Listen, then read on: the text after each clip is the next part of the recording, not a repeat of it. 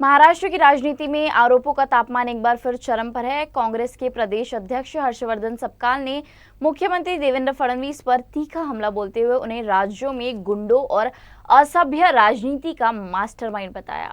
मंगलवार को नागपुर में पत्रकारों से बातचीत करते हुए सपकाल ने कहा कि फडणवीस के नेतृत्व में महाराष्ट्र भ्रष्टाचार की गिरफ्त में है, इसलिए उन्हें देवा भाव नहीं बल्कि टक्का भाव कहा जाए। आणि या मानसिकतेला महाराष्ट्रामध्ये त्याचं नेतृत्व हे देवेंद्र फडणवीस करतात आहे। असभ्य स्वरूपाचं राजकारण करत असताना केसांनी गळा कापणे म्हणजे काय, लोकांना अपमानित करणे म्हणजे काय, गुंडागर्दी वाढवणे म्हणजे काय, या सर्वांचा बोलवता धनी हे देवेंद्र फडणवीस आहे। या संपूर्ण कंपूचा, या टक्का भाऊचा आम्ही निषेध करतो।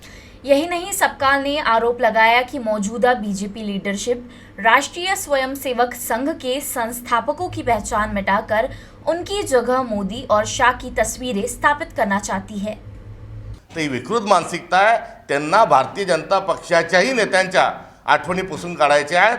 फक्त दोन, अमित शाह आणि नरेंद्र मोदी यांचीच पूजा करायची, हे त्यांचं असणारं धोरण आहे। आणि हे धोरण पुढे चालून रेशीम बागेमध्ये गोळवळकर गुरुजीचा आणि हेगडेवारजींचा फोटो काढून त्या ठिकाणी अमित शाह आणि नरेंद्र मोदींचेच फोटो लागले पाहिजे, ही त्यांची असणारी मानसिकता आहे। त्यांना संघाच्याही नेत्यांचा आणि संस्थापकांनाही त्यांना त्यांचे नाव पुसायचं आहे आणि त्यांना फक्त नरेंद्र मोदी, अमित शाह या दोघांचाच टेंबा मिरवायचा आहे।